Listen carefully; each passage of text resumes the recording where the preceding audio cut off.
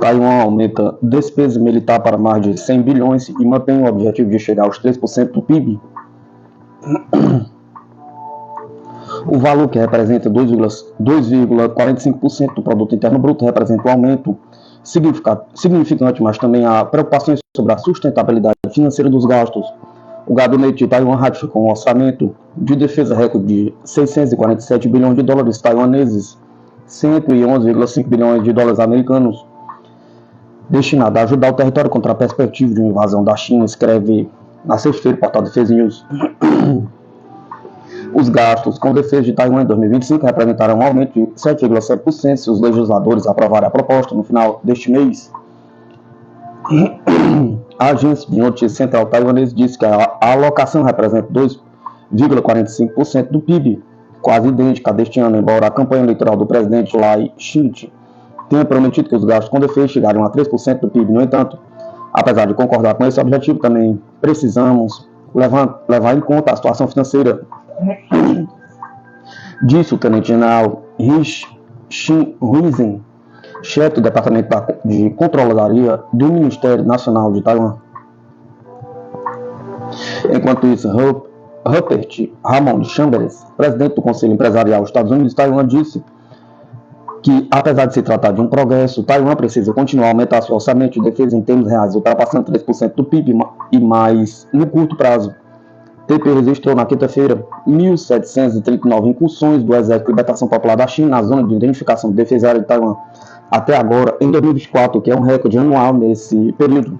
Pequim, por sua vez, veio Taiwan como parte da China, prevendo que a reunificação ocorra um dia.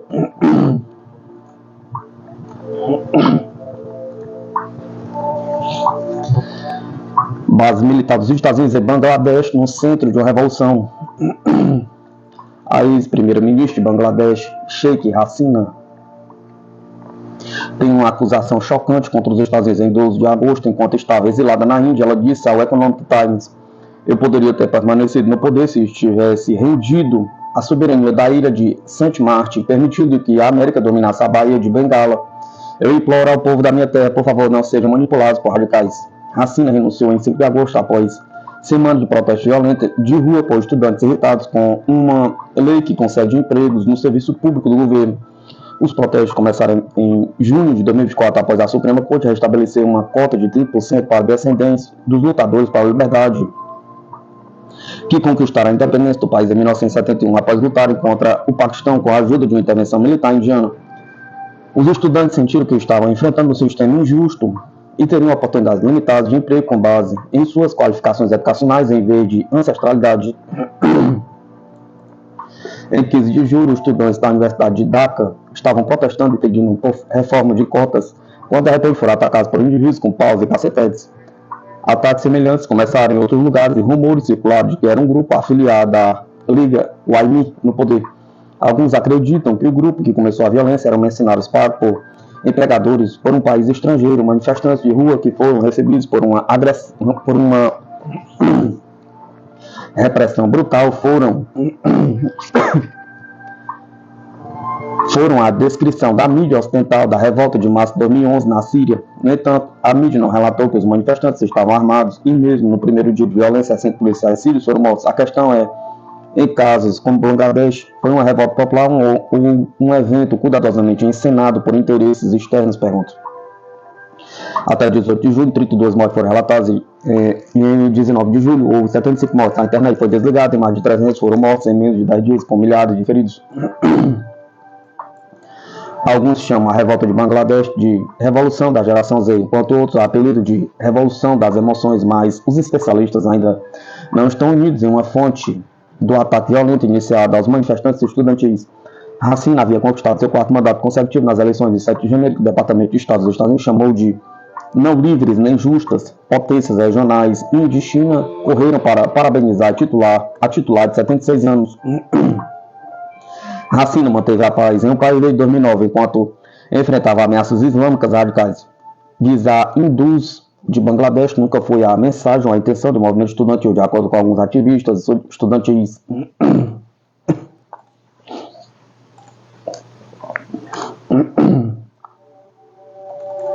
O Jamaat e Islami nunca ganhou uma maioria parlamentar nos 53 anos de história de Bangladesh, mas periodicamente se aliou ao Partido Nacionalista de Bangladesh da oposição. O Jamaat, como partido é amplamente conhecido, foi banido em 1º de agosto, quando Hassina culpou os dois partidos da oposição pelas mortes durante os protestos anticotas. Mohamed Yunus, um respeitado economista ganhador do Prêmio Nobel, aceitou o posto de conselheiro-chefe em um governo de transição até que as eleições sejam realizadas. Ele disse que buscará restaurar a ordem com sua primeira preocupação.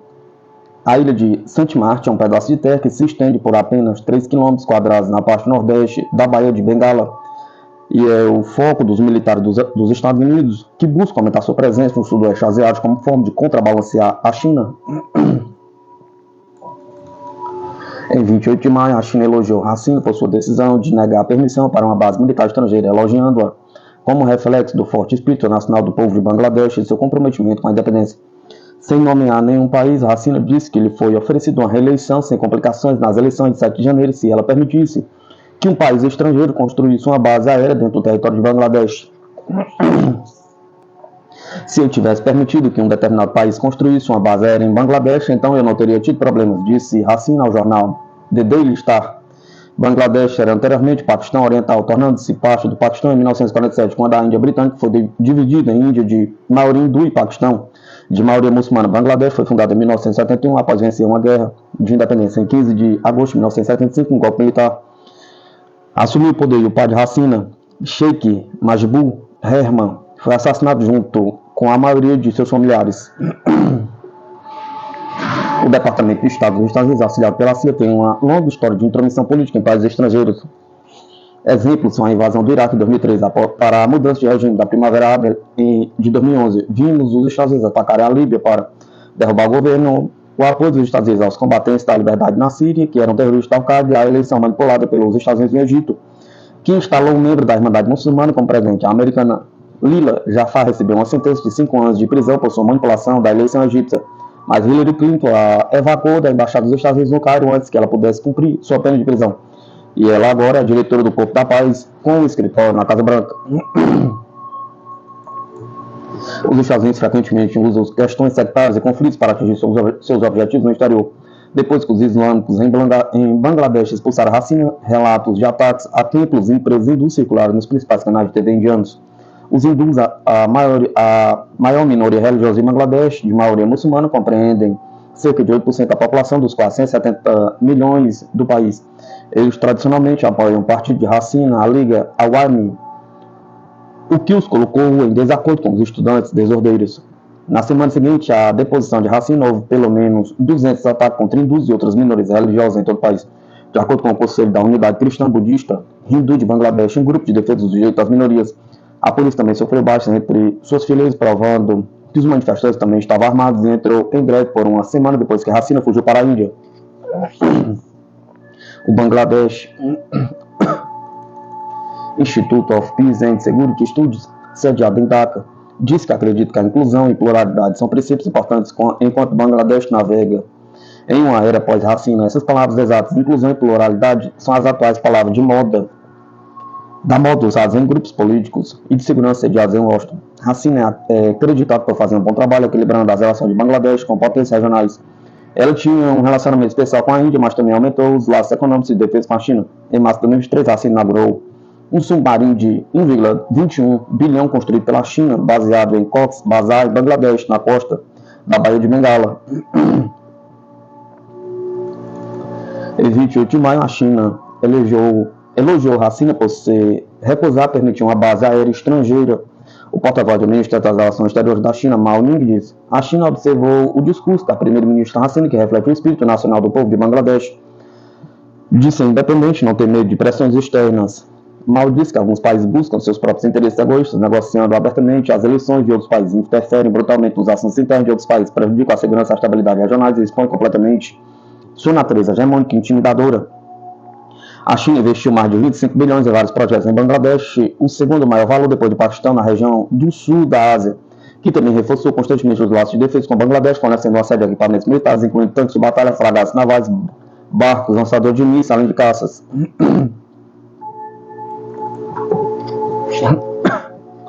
O primeiro-ministro indiano, Narendra Modi, e Hasina ignoraram durante muito tempo o retrocesso democrático nos países um do outro para forjar laços estreitos, e o comércio bilateral aumentou com as empresas indianas fechando grandes acordos.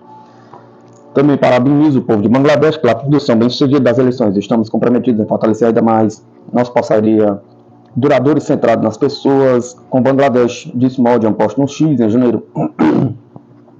Os principais veículos de notícias indianos, que frequentemente servem como porta-voz do governo nacionalista hindu de Modi, têm se concentrado em um partido islâmico de Bangladesh. O que é o Jamaat-e-Islami? Pergunta. O partido político apoiado pelo Paquistão, que derrubou o governo de Sheikh Hasina, dizia uma manchete: Jamaat pode assumir o controle em Bangladesh. Dizia outra, citando o membro sênior do Bharatiya Janata Party de Modi. Alguns críticos alegaram que a Índia ajudou Hasina secretamente a vencer a eleição, enquanto outros disseram que Nova Delhi usou sua influência para amenizar as críticas dos Estados Unidos da Europa ao voto de Bangladesh. O Partido Nacional Hindu, BJP, de Modi, chegou ao poder em 2014, e o compromisso de Modi com a rastra hindu ou nação hindu, ao mesmo tempo em que deu as costas ao secularismo, minou um princípio fundamental da política externa indiana. Em 2019, o governo Modi aprovou leis de cidadania controversas que foram criticadas como anti-muçulmanos. A retórica anti-imigrante estridente do BJP vê os membros do partido linha dura, frequentemente protestando contra os infiltrados muçulmanos, com o ministro do interior indiano, Amit Shah, chamando infamemente os migrantes de Bangladesh de cupins durante o comício eleitoral em Bengala Ocidental. A revolução para depor um líder de longa data que manteve a maioria muçulmana e a minoria hindu em uma coexistência pacífica abriu um novo capítulo para a sociedade de Bangladesh. Isso provará ser um período desestabilizador no qual o Partido Islâmico Jamaat dominará a sociedade, pergunta. A história secular de Bangladesh será esquecida, pergunta. A pergunta final será: quando a nova base militar dos Estados Unidos será aberta na ilha de Samart? Pergunta.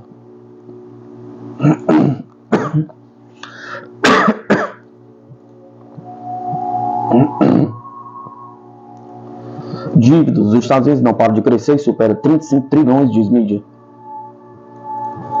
Como informou a mídia, há apenas 4 décadas, a dívida nacional girava em torno de 907 bilhões, enquanto atualmente ela supera esse valor em dezenas de vezes. A situação fiscal dos Estados Unidos está mais perigosa e assustadora do que nunca, ameaçando a economia americana e a próxima geração, avaliou o diretor executivo da Fundação Peterson. Esse não é o futuro que nenhum de nós deseja, e não é uma maneira de governar uma grande nação como a nossa, disse Michel Peterson em declarações ao canal Fox Business. Citando números do Departamento de Tesouro, ele referiu que a dívida nacional dos Estados Unidos chegou a 35 trilhões de dólares. Em comparação a apenas 4 décadas, a dívida nacional girava em torno de 907 bilhões, noticiou em 28 de julho o Fox Business.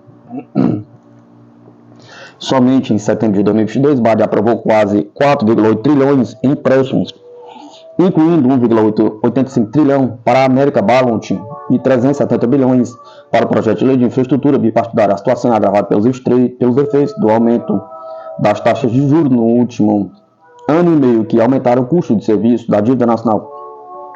De fato, os pagamentos de juros sobre a dívida nacional devem ser a parte do orçamento federal de maior crescimento nas próximas décadas, de acordo com o Comitê para um Orçamento Federal Responsável, disse o Fox Business. Assim, acrescentou, até 2032 os pagamentos deverão triplicar 1,4 trilhão e até 2053 os pagamentos de juros deverão subir para 5,4 trilhões. Para colocar isso em perspectiva, isso será mais do que os Estados Unidos gastam com a Previdência Social, Medicaid e todos os outros programas de gastos obrigatórios e discricionários, destaca o jornal.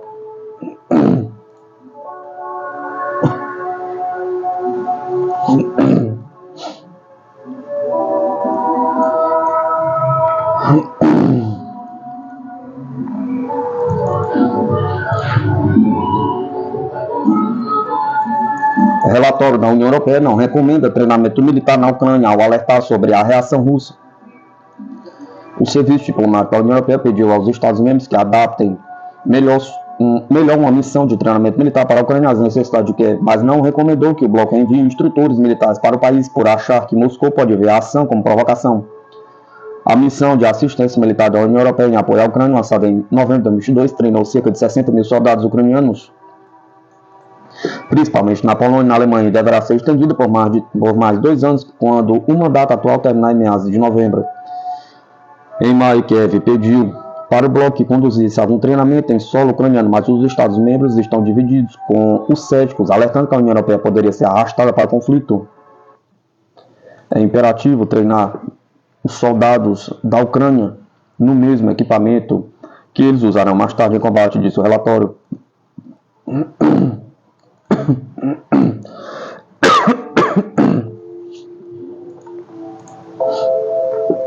Citado pela Reuters, no entanto, a diplomacia do bloco alertou ser altamente provável que uma presença militar da União Europeia em solo ucraniano seja percebida pela Rússia como uma provocação. O órgão também levantou dúvidas sobre a capacidade ucraniana de proteger locais de treinamento contra ataques russos, dada a sua grave escassez de defesa aérea, escreve a mídia. Ao mesmo tempo que apontou que a escassez de equipamentos de estilo soviético era um dos desafios do treinamento atual da União Europeia. O fato de a Rússia poder alcançar qualquer local da Ucrânia com seus recursos balísticos e drones contribui para o mais alto nível de ameaça ao pessoal militar da União Europeia destacado, afirmou a análise. O relatório também levantou a necessidade de poder evacuar as tropas do bloco europeu em uma emergência e o esforço logístico envolvido em oferecer aos instrutores alojamentos fortificados e locais de treinamento, ao mesmo tempo em que afirmou que algumas medidas de proteção, como contra ameaças aéreas de longo alcance, não eram viáveis. Se as condições políticas e operacionais necessárias forem atendidas, o envio de pessoal militar da União Europeia para o solo ucraniano é viável, concluiu o documento, acrescentando que análises mais aprofundadas seriam necessárias para avaliar completamente os riscos e vantagens. Por fim, a revisão recomendou que a União Europeia estabelecesse uma célula de coordenação em Kiev e explorasse a possibilidade de conduzir treinamento mais perto das fronteiras da Ucrânia, ao mesmo tempo que treinasse mais instrutores ucranianos.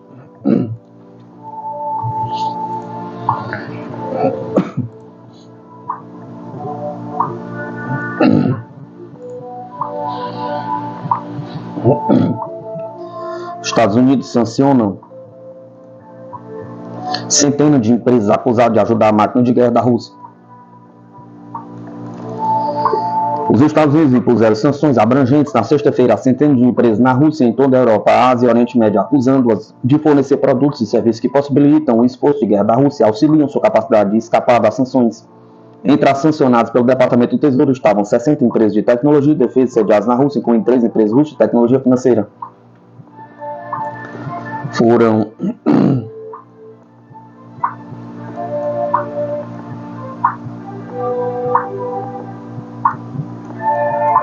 Também foram sancionadas empresas na Turquia, França e Hong Kong, que atuam como fornecedor de Contex sediados na Rússia, uma distribuidora atacadista de equipamentos de transporte e uma rede de aquisição de munição conectada a cidadãos italianos e turcos, que também enfrentam sanções.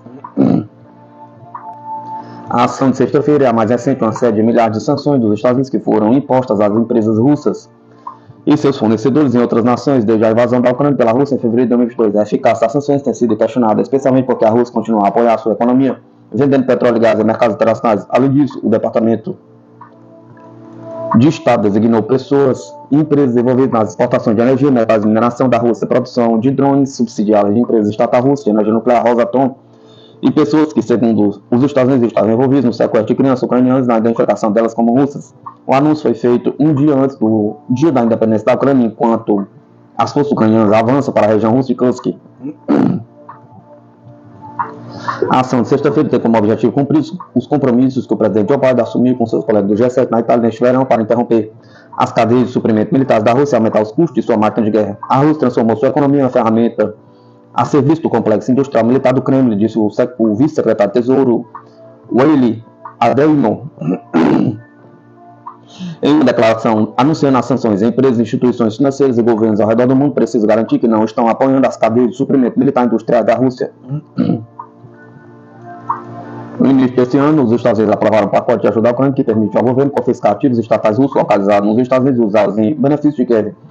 Pouco depois, os líderes do grupo dos 7 democracias ricas concordaram em arquitetar um empréstimo de 50 bilhões para a Ucrânia em sua luta pela sobrevivência. Os juros ganhos sobre os lucros dos 300 bilhões da Rússia em ativos congelados do Banco Central, principalmente na Europa, seriam usados como garantia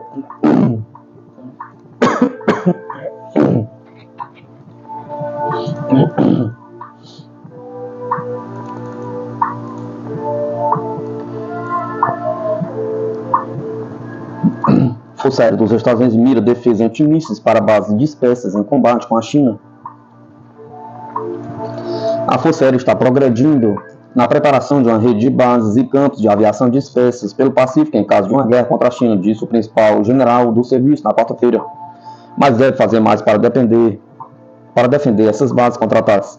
Eu me sentia mais confiante se tivéssemos defesa de base ativa mais robusta, para proteger aqueles locais operacionais menores que seriam usados sob um conceito chamado Agile Combat Employment, disse o chefe do Estado-Maior da Força Aérea General Dave Alvin, em uma mesa redonda com repórteres no Pentágono. Se vamos precisar operar desses locais, ter defesas ativas certamente ajudaria contra a ameaça de um grande número de ataques de mísseis. A Força Aérea teme que, se o conflito estourar no Pacífico, a China possa enviar barragens de mísseis contra as maiores e mais tradicionais bases aéreas regionais dos Estados Unidos no Japão e em Guam. Tais ataques podem degradar seriamente ou destruir a capacidade da Força Aérea de lançar aeronaves no Pacífico. Para combater isso, a Força Aérea desenvolveu o Agile Combat Employment, ou ACE, que estenderia as operações aéreas em uma variedade de locais operacionais menores na região. Alguns desses locais ACE poderiam ser aeroportos civis locais ou bases austeras montados no campo, com campos de aviação irregulares, e seriam comandados por equipes menores de aviadores multicapacitados, treinados para fazer vários trabalhos, como abastecer aeronaves ou fornecer segurança, em vez de apenas uma especialidade. Alvin diz que o serviço está tendo sucesso em ajustar com o ACE, trabalhará em campo e treinar os aviadores sobre como conduzir tais operações. Ele apontou para o exercício Bombo Eagle, que ocorreu em vários locais do Pacífico e na base aérea de Nellis, em Nevada, no início deste mês. Sob esse exercício, unidades expedicionárias treinaram em maneiras de operar em um campo de batalha simulado disputado e praticaram atrair e sair de bases menores montadas em um estilo de hub and spoke sobre o ACE. O Bumble Eagle também deu aos comandantes das alas participantes, incluindo a 9ª ala de reconhecimento da base aérea de Beale, na Califórnia, a 23ª ala de base aérea de Mundy, na Geórgia, prática no exercício de comando e controle sobre as unidades espalhadas por essas múltiplas bases de campo, sem a estrutura de grupo subordinado que a Força Aérea normalmente usa, disse Alvin. Foi realmente fascinante e acho que me deu mais algum encorajamento de que estamos no caminho certo, disse Alvin. Temos um longo caminho a percorrer, mas estamos nos exercitando, desenvolvendo instalações e infraestrutura para podermos dar suporte à prontidão de mísseis em larga escala. Estamos juntando nossas asas para podermos comandar, controlar e nos alinhar para esse tipo de prontidão. Mas embora espalhar bases possa tornar mais difícil para a China conduzir ataques de mísseis em massa ou outros ataques, isso não eliminaria tal ameaça. Alvin disse que a Força Aérea está trabalhando com o Exército em maneiras de conter esses ataques. Eles, o Exército, estão buscando algumas coisas especificamente conosco para apoiar o Agile Combat Employment, disse Alvin.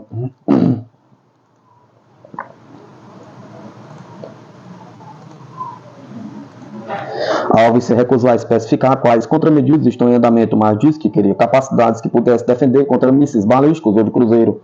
Alvin reconheceu que, com o ACE, envolveria um grande número de bases menores, pode não ser viável para cada base ter sua própria defesa de míssil.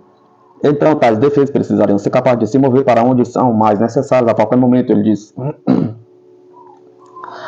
Se não podemos tê-los em todos os espaços, queremos ser capazes de decidir onde colocá-los, disse Alvin, o que significa que eles precisam ser móveis e não fixos. Ele disse que estava menos preocupado com a ameaça de drones pequenos e volumosos, já que eles podem não ter alcance suficiente para cruzar grandes áreas do Oceano Pacífico para atingir seus alvos, e estratégias testadas e comprovadas para confundir o inimigo plantando alvos falsos no campo ainda podem ajudar a defender as bases do ACE, disse Alvin. As coisas antigas de camuflagem, ocultação e engano ainda estão vivas e bem, disse Alvin. Só precisamos atualizar para um contexto do século XXI. Eles não sabem se isso é algo real ou falso. Deve gastar um míssil nisso? Pergunta. Devo gastar 5 mísseis nisso? Pergunta. Conforme a Força Aérea faz planos de chamariz, disse Alvin, ela precisa encontrar o equilíbrio certo entre torná-los críveis e torná-los acessíveis. O serviço poderia tornar um alvo fácil tão crível que seria essencialmente indistinguível da coisa real, ele disse. mas poderia ser tão caro que derrotasse o propósito de um chamariz. Defesas passivas contra ataques cibernéticos de guerra eletrônica também são uma parte importante da proteção das bases do ACE, disse Alvin. Dispersar operações por meio do Agile Combat Implement também cria alguns desafios de comando e controle que o serviço precisa superar, disse Alvin. Em alguns casos, durante um conflito, uma aeronave pode ter que pousar em uma base diferente daquela de onde decolou. Saber onde essa base pode estar, ter melhor acesso às peças primárias, às munições, ao combustível, todos esses tipos de coisas acontecem com um comando e controle mais robusto, disse Alvin. Ensinar os aviadores a serem capazes de fazer vários trabalhos em implantação será uma parte crítica do conceito ACE, disse Alvin. E o serviço está adaptando suas estruturas de treinamento para isso. Novos recrutas, passando por treinamento militar básico, já estão aprendendo como lidar com múltiplas responsabilidades, disse ele. E para os aviadores já existentes, disse Alvin. A Força Aérea está buscando incorporar o treinamento em múltiplas funções e educação militar profissional. Alvin disse que durante suas observações no Bumble Eagle, ele viu que os aviadores já estavam se adaptando a essas novas responsabilidades. Eles estão indo atrás disso, disse Alvin, sobre os aviadores que trabalham sob o conceito ACE. Eles estão entendendo a situação rapidamente, estão inovando como ninguém. Mas eu gostaria de poder reduzir o risco para eles, melhorando as bases da defesa, as defesas da base.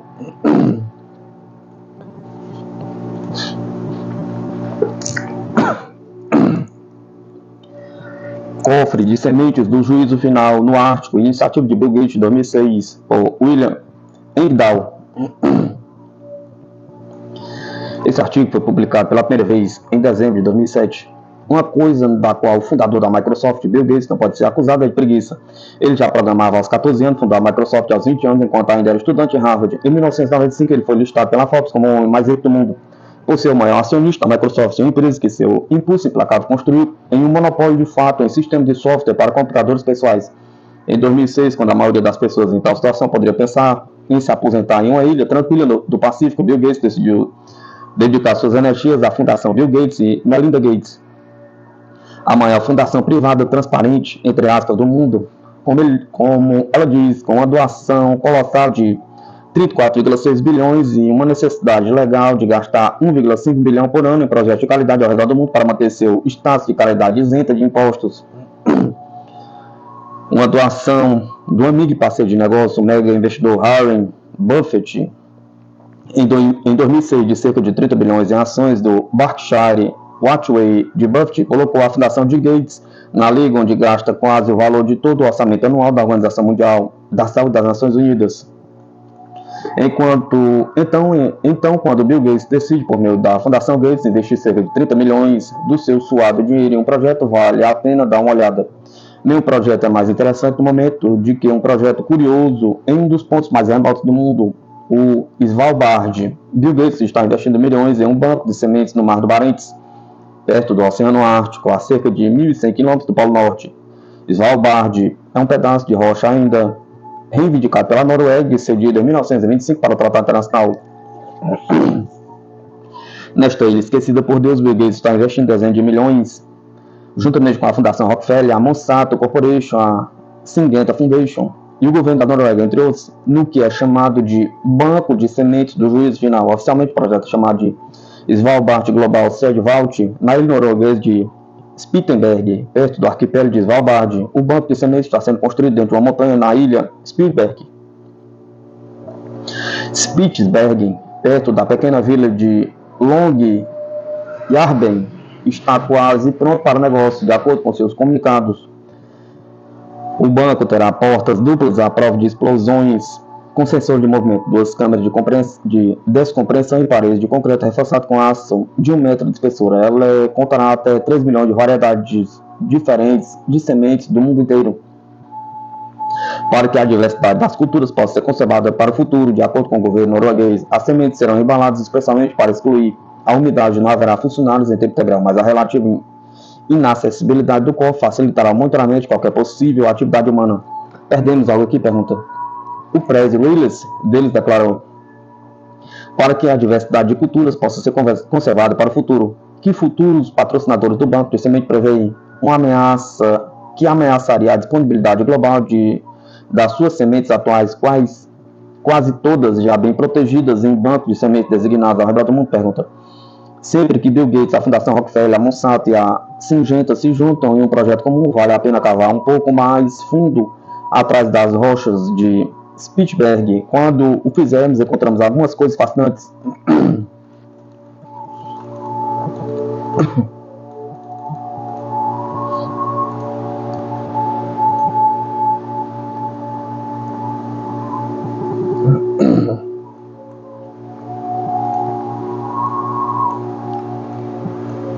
O primeiro ponto notável é quem está patrocinando o cofre de sementes do fim do mundo. Aqui juntando-se aos noruegueses estão, como observado, a Fundação Bill e Melinda Gates, a gigante do agronegócio dos Estados Unidos, DuPont, Pioneer, Hybrid, uma das maiores proprietárias mundiais de sementes patenteadas de plantas geneticamente modificadas, e a agroquímicos relacionados à Syngenta, a principal empresa suíça de sementes OGM Agroquímicos.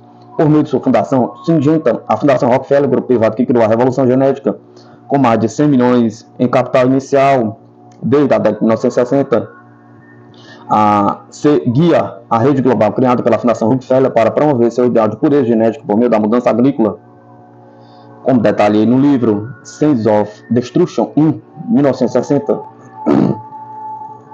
A Fundação Rockefeller, o Conselho de Desenvolvimento Agrícola de John D. Rockefeller III e a Fundação Ford uniram forças para criar o Instituto Internacional de Pesquisa do Arroz em Los Banos, Filipinas, em 1971.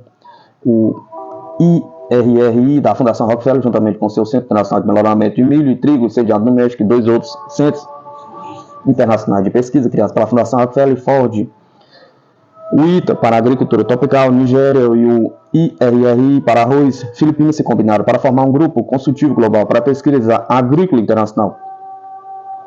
O SEGIAR foi moldado em uma série de conferências privadas realizadas no Centro de Conferência da Fundação Rockefeller em Bellagio, Itália.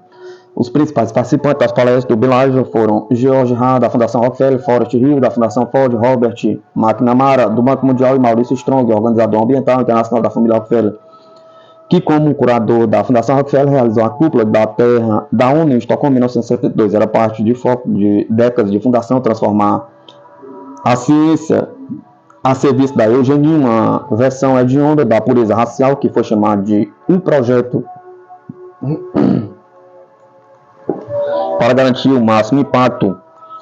O CGI atraiu a Organização das Nações Unidas para a Agricultura e Alimentação, o Programa de Desenvolvimento da ONU e o Banco Mundial, assim por meio de uma alavancagem cuidadosamente planejada de seus fundos iniciais. A Fundação Rockefeller, no início da década de 1970, estava em posição de moldar a política agrícola global e moldou, financiado por generosos bolsas de estudo da Rockefeller, da Ford Foundation. O CGI cuidou para que cientistas e agrônomos líderes do terceiro mundo fossem trazidos aos Estados Unidos para dominar os conceitos de produção moderna do agronegócio, a fim de levá-lo de volta à sua terra natal. No processo, eles criaram uma rede inestimável de influência para a promoção do agronegócio dos Estados Unidos nesse país, mas especialmente a promoção da revolução genética em países em desenvolvimento. Tudo em nome da ciência, da agricultura eficiente, de livre mercado. Engenharia genética para uma raça superior, pergunta. Agora o banco de sementes da Svalbard começa a ficar interessante, mas fica melhor o projeto. Aqui me referi ao projeto da Fundação Rockefeller e poderosos interesses financeiros desde a década de 1920 para usar a eugenia, mais tarde renomeada genética, para justificar a criação de uma raça superior geneticamente modificada. Hitler, os nazistas, chamaram de raça superior Aryan, raça superior ariana. A eugenia de Hitler foi financiada em grande parte pela mesma Fundação Rockefeller, que hoje está construindo um cofre de sementes do fim do mundo para preservar a amostra de todas as sementes do nosso planeta. Agora, isso está ficando realmente intrigante. A mesma Fundação Rockefeller criou a disciplina pseudocientífica da biologia molecular em sua base incansável de reduzir a vida humana. A sequência genética definidora que eles esperavam poderia então ser modificada para mudar as características humanas da vontade. Os cientistas eugênicos de Hitler, muitos dos quais foram discretamente trazidos para os Estados Unidos após a guerra, para continuar sua pesquisa de eugenia biológica, estabeleceram grande parte da base da engenharia genética de várias formas de vida, muito dela apoiada abertamente, até bem no Terceiro Reich, por generosas doações da Fundação Rockefeller II. A mesma Fundação Rockefeller criou a chamada Revolução Verde a partir de uma viagem ao México em 1946, feita por Nelson Rockefeller e pelo ex-secretário da Agricultura do New Down e fundador do da Pioneer River Sand Company, Henry Wallace, a Revolução Verde pretendia resolver o problema da fome mundial, em grande parte no México, a Índia e outros países selecionados onde Rockefeller trabalhou. O agrônomo da Fundação Rockefeller, Norman Borlaug, ganhou um prêmio Nobel da Paz por seu trabalho, algo dificilmente para se gabar, com gente como Harry Kissinger compartilhando o mesmo. Na realidade, como surgiu antes e depois da Revolução Verde, foi um esquema brilhante da família Rockefeller para desenvolver um agronegócio globalizado que eles então poderiam monopolizar, assim como fizeram na indústria mundial de petróleo, começando meio século antes, como Harry Kissinger declarou na década de 1970. Se você controla o petróleo, você controla o país. Se você controla a comida, você controla a população. O agronegócio e a Revolução Verde e Rockefeller andaram de mãos dadas. Eles fazem parte de uma grande estratégia que inclui o financiamento da Fundação Rockefeller de pesquisa para o desenvolvimento de engenharia genética de plantas e animais.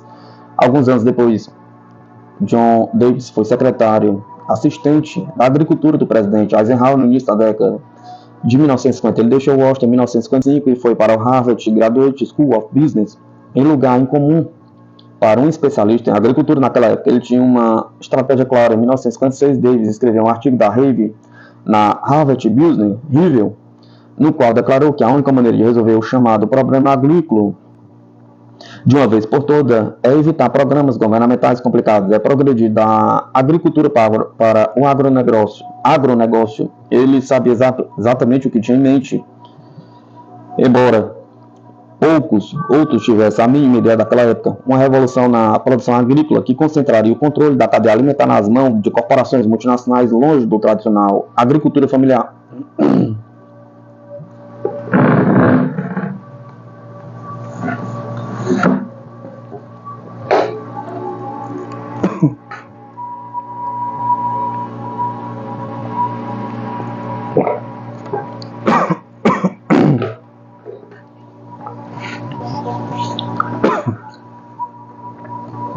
Um aspecto crucial que impulsionou o interesse da Fundação Rockefeller das empresas de agronegócio dos Estados Unidos foi o fato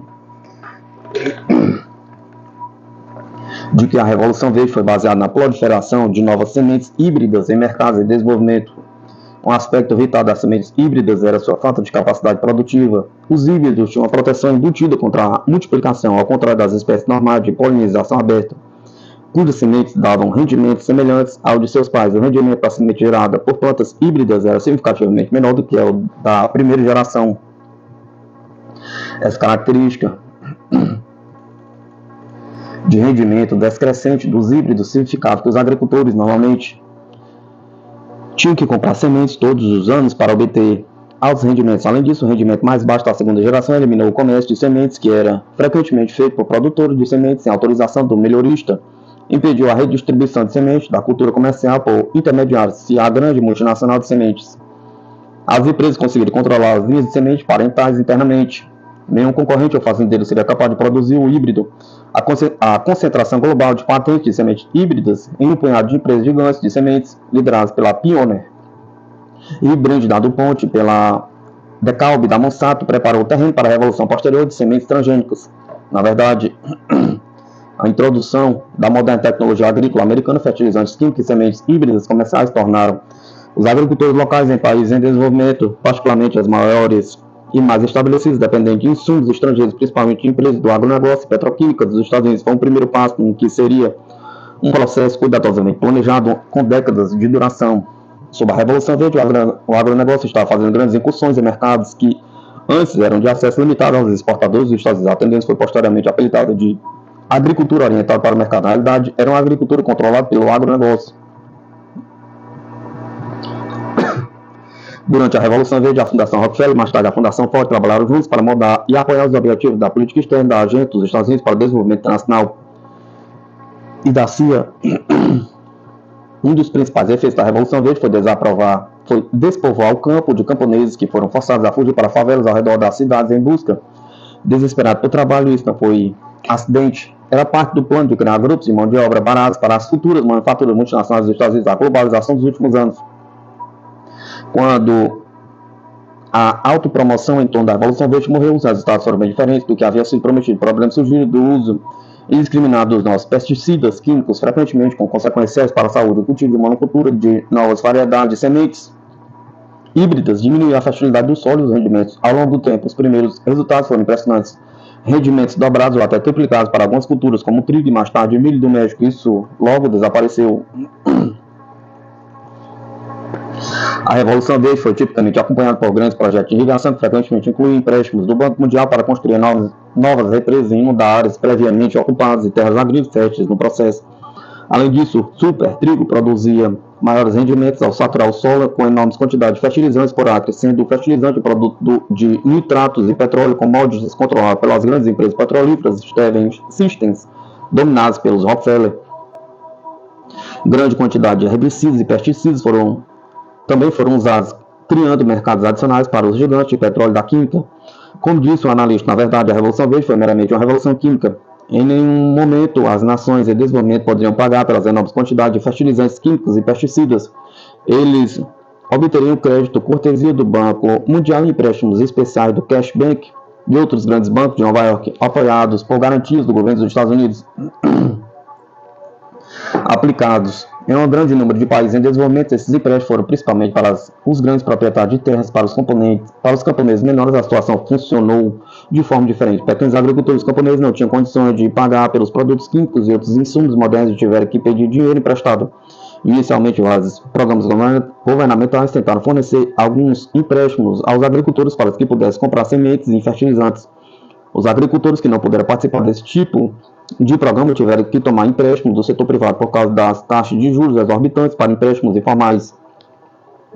Muitos pequenos agricultores nem mesmo obtiveram os benefícios dos rendimentos iniciais mais altos. Após a colheita, eles tiveram que vender a maior parte, se não todos, de seus produtos para pagar empréstimos e juros. Eles se tornaram dependentes de agiotas e comerciantes e muitas vezes perderam suas terras, mesmo com empréstimos brancos de agências governamentais. O cultivo de culturas de subsistência deu lugar à produção de culturas comerciais. Durante décadas, os mesmos interesses, incluindo a Fundação Rockefeller, que apoia a Revolução Verde Inicial, têm trabalhado para promover uma segunda revolução genética. Como presidente da Fundação Rockefeller, Gordon Conway denominou há vários anos a disseminação da agricultura industrial e de insumos comerciais, incluindo sementes patenteadas do OGM, Gates, Rockefeller e uma revolução verde na Com o verdadeiro contexto da Revolução Verde da Fundação Rockefeller nos anos 50, claro, em mente, torna-se especialmente curioso que a mesma Fundação Rockefeller, juntamente com a Fundação Gates, que agora estão investindo milhões de dólares na preservação de cada semente contra um possível cenário de fim do mundo, também estejam investindo milhões em um projeto chamado Aliança para uma Revolução Verde na África. A AGRA, como ela se autodenomina, é uma aliança, novamente, com a mesma Fundação Rockefeller, que criou a Revolução Genética. Uma olhada no Conselho da Administração da AGRA confirma isso. Inclui ninguém menos que o ex-secretário-geral da ONU, Kofi Annan, como presidente.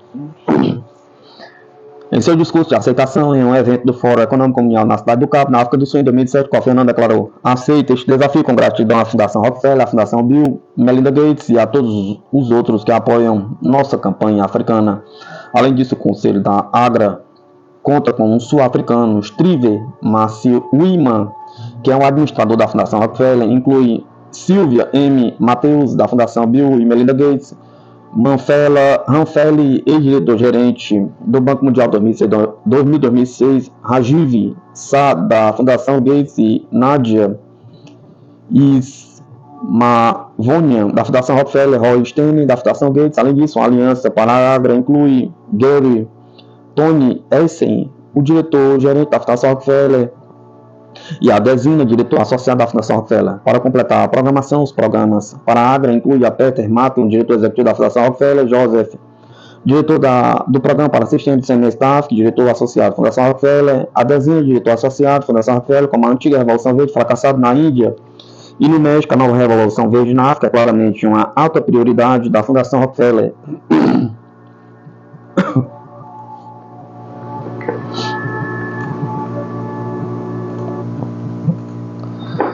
Para completar a programação, os programas para a AGRA incluem,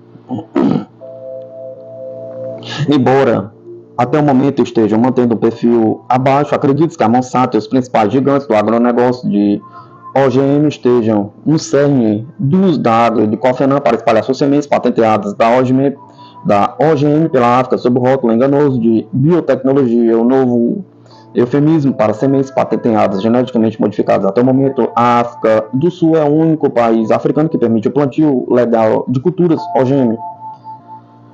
Em 2003, Burkina Faso autorizou o teste de OGM. Em 2005, Gana, de Kofi Annan, elaborou uma legislação de biossegurança e autoridades importantes expressaram suas intenções de prosseguirem com a pesquisa de culturas OGM. A África é o próximo alvo da campanha do governo dos Estados Unidos para espalhar OGM pelo mundo. Seus solos ricos a tornam a candidata ideal. Não é de surpreender que muitos governos africanos suspeitam do pior dos patrocinadores de OGM, já que uma infinidade de projetos de engenharia genética e biossegurança foram iniciados na África com o objetivo de introduzir OGM nos sistemas agrícolas da África. Isso inclui patrocínios oferecidos pelo governo dos Estados Unidos para treinar cientistas africanos de engenharia genética nos Estados Unidos, projetos de biossegurança financiados pela agência dos Estados Unidos para o Desenvolvimento Internacional e para o Banco Mundial Pesquisa de OGM envolvendo culturas alimentares indígenas africanas. A Fundação Rockefeller vem trabalhando há anos para promover em grande parte, sem sucesso, projetos para introduzir OGMs nos campos da África. Eles apoiaram pesquisas que apoiam a aplicabilidade do algodão OGM na África do Sul. A Monsanto, que tem uma forte presença na indústria de sementes da África do Sul, tanto as OGM como as híbridas, concebeu um programa engenhoso para pequenos agricultores conhecido como Campanha de Sementes da Esperança, que está a introduzir um pacote de revolução verde para os pequenos agricultores pobres, seguindo, claro, pelas sementes OGM patenteadas da Monsanto.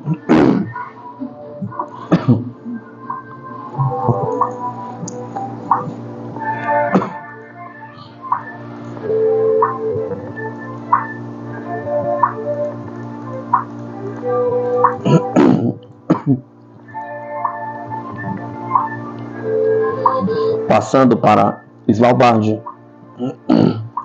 Agora, simplesmente desleixo filosófico, pergunta: o que leva a Fundação Bill Gates e Rockefeller ao mesmo tempo a apoiar a proliferação de sementes patenteadas, em breve patenteadas, terminatou por toda a África, um processo que, como aconteceu em todos os outros lugares da Terra, destrói as variedades de sementes de plantas à medida que o agronegócio industrializado da monocultura é introduzido, pergunta. Ao mesmo tempo, eles investem dezenas de milhões de dólares para preservar todas as variedades de sementes conhecidas em um cofre do juízo final à prova de bombas perto do remoto Círculo Polar Ártico, para que a diversidade de culturas possa ser conservada para o futuro, para reafirmar seu lançamento oficial, pergunta. Não é por acaso que as fundações Rockefeller e Gates estão se unindo para impulsionar a Revolução Verde no estilo OGM na África, ao mesmo tempo que financiam discretamente o cofre de sementes do fim do mundo em Svalbard. Os gigantes do agronegócio OGM estão até o pescoço no projeto Svalbard. De fato, todo o empreendimento de Svalbard, as pessoas envolvidas evocam as piores imagens de catástrofe do best-seller de Mason Crichton, Andrônimo Strain, um trailer de ficção científica onde uma doença mortal de origem extraterrestre causa coagulação rápida e fatal do sangue, ameaçando toda a espécie humana. Em Svalbard, o repositório de sementes mais seguro do mundo, futuro será guardado pelos policiais da Revolução Verde dos OGMs, da Fundação Rockefeller Gates, Singenta do Ponte e CGA. O projeto Svalbard será administrado por uma organização chamada Global Crop Diversity Trust. Quem são eles para manter uma confiança tão incrível sobre todas as variedades de sementes do planeta? Pergunta. O GCDT foi fundado pela Organização das Nações Unidas para Agricultura e Alimentação e pela Biodiversity International, um desdobramento do CGA. O Global Crop Diversity Trust está sediado em Roma. Seu conselho é presidido por Margaret Clark Carson, uma canadense também no conselho consultivo do grupo Swayze Lyonnaise X, uma das maiores empresas privadas de água do mundo. Clark Carson também foi presidente até 1998 do Population Council, sediado em Nova York. A Organização de Redução Populacional de John Rockefeller, criada em 1952 para promover o programa de eugenia da família Rockefeller, sob pretexto de promover planejamento familiar, dispositivo de controle de natalidade, esterilização e controle populacional em países em desenvolvimento. Outros membros do conselho da GCDT incluem o ex-executivo do Bank of America, atualmente chefe da Hollywood DreamWorks Animation, Leigh Coleman também é o principal diretor do conselho da Northrop Grumman Corporation, uma das maiores contratadas do Pentágono da indústria militar dos Estados Unidos. John Dester também é o presidente do conselho da Brasil Ecodiesel. Ele é o ex-embaixador do Brasil na União Europeia e negociador-chefe da dívida externa do Brasil para o Ministério da Fazenda. Deste também atua como presidente do Instituto Brasileiro do Café e como coordenador do projeto de modernização do sistema de patentes do Brasil, que envolve a legalização de patentes sobre sementes geneticamente modificadas, algo até recentemente proibido pelas leis brasileiras. Gary Fowler é o diretor executivo da Trust. Fowler foi professor e diretor de pesquisa do Departamento de Estudos Internacionais de Meio Ambiente e Desenvolvimento do Norwegian University of Life Sciences. Ele também foi conselheiro sênior do diretor-geral da Biovest International. Lá ele representou os Future Harvest Centers nas negociações do Tratado Internacional sobre Recursos Genéticos Vegetais. Na década de 1990, ele chefiou o Programa Internacional sobre Recursos Genéticos Vegetais da FAO. Ele elaborou e supervisionou as negociações do Plano Global de Ação para Recursos Genéticos Vegetais da FAO, adotado por 150 países em 1996. Ele é ex-membro do National Plant Genetic Research Board dos Estados Unidos, do Conselho de Curadores do International Missing Weight Improvement Center no México, outro projeto Rockefeller Foundation e do CIJA.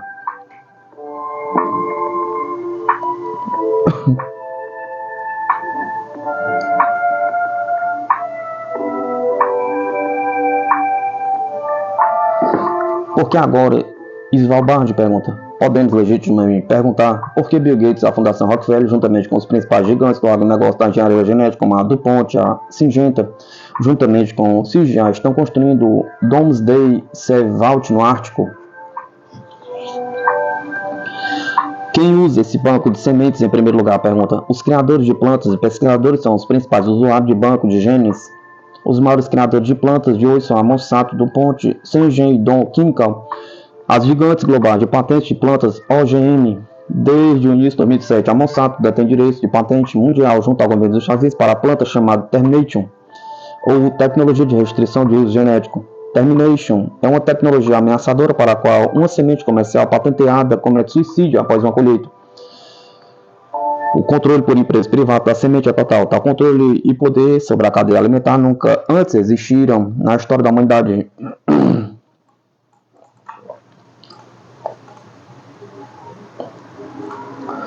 Essa inteligente característica terminadora geneticamente modificada força os fazendeiros a retornarem todo ano a Monsanto ou outros fornecedores de sementes transgênicas para obter novas sementes de arroz, soja, milho, trigo, quaisquer que sejam as principais culturas de que precisam para alimentar sua população. Se amplamente introduzida em todo o mundo, ela poderia, dentro de talvez uma década ou mais, tornar a maioria dos produtores de alimentos do mundo novos servos feudais de cativeiro. Há 3 ou 4 empresas gigantes de sementes, como a Monsanto, a DuPont ou a Dow Chemical. Isso, é claro, também poderia abrir a porta para que essas empresas privadas, talvez sob ordem de seu governo anfitrião, Washington, negassem sementes a um ou outro país em desenvolvimento cujas políticas, por acaso, fossem contra as de Washington. Aqueles que dizem isso não pode acontecer aqui deveriam olhar mais de perto os eventos globais atuais. A mera existência dessa concentração de poder em 3 ou 4 gigantes do agronegócio privado dos Estados Unidos é motivo para proibir legalmente todas as culturas transgênicas, mesmo que seus ganhos de colheita fossem reais, o que manifestantemente não é. Essas empresas privadas, Monsanto, DuPont, Dow Chemical, dificilmente têm um histórico imaculado em termos de administração da vida humana. Elas desenvolveram e proliferaram inovações como dioxina, PCBs, agente laranja. Elas descobriram por décadas evidências claras de consequências cancerígenas e outras consequências graves para a saúde humana do uso de produtos químicos tóxicos.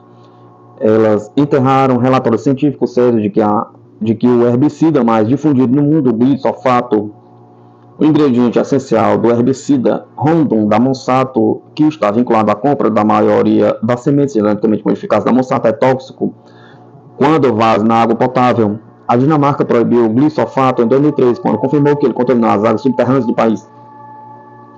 A diversidade armazenada em bancos de genes de semente é a matéria-prima para o melhoramento de plantas e para a grande quantidade de pesquisa biológica básica. Várias centenas de milhares de amostras são distribuídas anualmente para tais propósitos. A FAO da ONU lista cerca de 140 bancos de sementes ao redor do mundo. O maior centro mantido pelo governo dos Estados Unidos, todos os grandes bancos são mantidos pela China, Rússia, Japão, Índia, Coreia do Sul, Alemanha e Canadá em ordem decrescente de tamanho. Além disso, o CDA opera uma cadeia de bancos de sementes em centros selecionados ao redor do mundo. O CDA, criado em 1972 pela Fundação Rockefeller e pela Fundação Ford para disseminar seu modelo de agronegócio Revolução Verde, controla a maioria dos bancos de sementes privados das Filipinas, da Síria e ao Quênia. Em todos esses bancos de sementes atuais, há mais de 6,5 milhões de variedades de sementes, quase 2 milhões das quais são distintas. O Desmond Vault de Selvar terá capacidade para abrigar 4,5 milhões de sementes diferentes. OGM como arma de guerra biológica? Pergunta. Agora chegamos ao cerne do perigo do potencial uso indevido inerente ao projeto Svalbard de Bill Gates da Fundação Rockefeller. O desenvolvimento de sementes patenteadas para a maioria das principais culturas de subsistência do mundo, como arroz, milho, trigo e grãos, para ração, como a soja, pode, em última análise, ser usado em uma forma horrível de guerra biológica? Pergunta. O objetivo explícito do lobby da eugenia, financiado por famílias ricas da elite como Rockefeller, Carnegie, Harman e outras desde a década de 1920, incorporou o que eles chamam de eugenia negativa, a matança sistêmica de linhagens indesejadas. Margaret Sanger, uma eugenista rápida, fundadora do Planned Parenthood International e íntima da família Rockefeller, criou algo chamado de The Negro Project em 1939, com sede no Harlem, que, como ela codificou em uma carta a uma amiga, era tudo sobre o fato de que, como ela disse, queremos exterminar a população negra. Uma pequena empresa de biotecnologia da Califórnia, a EPSIT, anunciou em 2001 o desenvolvimento de milho geneticamente modificado que continha um espermicida que tornava o sêmen dos homens que a comiam estéril. Na época, a EPSIT tinha um acordo de joint venture para espalhar sua tecnologia com a DuPont e a Syngenta, dois dos patrocinadores da Svalbard Domestic Seed Vault. A EPSIT foi adquirida por uma empresa de biotecnologia da Carolina do Norte. Surpreendente de saber foi que a EPSIT havia desenvolvido seu milho OGM espermicida com fundos de pesquisa do Departamento de Agricultura dos Estados Unidos, o mesmo USDA, que apesar da oposição mundial continuar a financiar o desenvolvimento da tecnologia Termination, agora detida pela Monsanto. Na década de 1990, a Organização Mundial de Saúde da ONU lançou uma campanha para vacinar milhões de mulheres na Nicarágua, México e Filipinas entre 15 e 45 anos, supostamente contra tétanos, uma doença decorrente de coisas como pisar em um prego enferrujado. A vacina não foi dada a homens ou meninos, apesar de o fato de que elas são presumivelmente igualmente propensas a pisar em pregos enferrujados como as mulheres. Por causa dessa curiosa anomalia, o Comitê Provida do México, a organização leiga católica romana, ficou desconfiado e fez com que a amostra de vacina fosse testada. Os testes revelaram que a vacina contra o tétano estava sendo espalhada pela OMS apenas para mulheres em idade fértil. Continha gonadotrofina coriônica humana, ou ACG, um hormônio natural que, quando combinado com o portador de toxoide tetânico, estimulava anticorpos, tornando a mulher incapaz de manter uma gravidez. Nenhuma das mulheres vacinadas foi informada. Mais tarde, descobriu que a Fundação Rockefeller, juntamente com o Conselho Populacional Rockefeller, o Banco Mundial e os Institutos Nacionais de Saúde dos Estados Unidos estavam envolvidos em um projeto de 20 anos de duração iniciado em 1972 para desenvolver a vacina de aborto oculto com portador de tétano para a OMS. Além disso, o governo da Noruega, anfitrião do Svalbard Domesday Seed Vault, doou 41 milhões para desenvolver a vacina especial abortiva contra o tétano. É uma consciência que essas mesmas organizações da Noruega, a Fundação Rockefeller e o Banco Mundial também estejam envolvidos no projeto do Banco de Semente de Svalbard? Pergunta. De acordo com o professor Francis Bowley, que redigiu o Ato Antiterrorismo de Armas Biológicas em 1989, promulgado pelo Congresso dos Estados Unidos, o Pentágono está agora se preparando para lutar e vencer a guerra biológica como parte de suas diretrizes de estratégia nacional de Bush adotadas. Ele observa, sem conhecimento e revisão pública. Em 2002, Bowley acrescenta que somente em 2001 e 2024 o governo federal dos Estados Unidos gastou 14,5 bilhões em trabalho civil relacionado à guerra biológica, uma soma impressionante.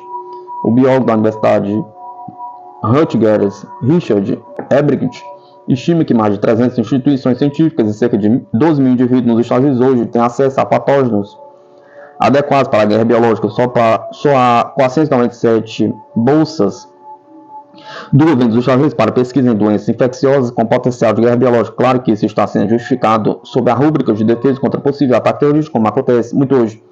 Muitos dos dólares do governo dos Estados Unidos Gastos em pesquisa de guerra biológica envolvem engenharia genética. O professor de biologia do Michigan, Jonathan King, diz que as crescentes programas de bioterrorismo representam um perigo emergente significativo para a nossa própria população. King acrescenta, enquanto tais programas são sempre chamados defensivos, com armas biológicas, programas defensivos e ofensivos se sobrepõem quase completamente. O tempo dirá se Deus nos livre, o banco de sementes do juízo final de Svalbard, de Bill Gates, da Fundação Rockefeller, fará parte de outra solução final, desta vez envolvendo a extinção do falecido grande planeta Terra.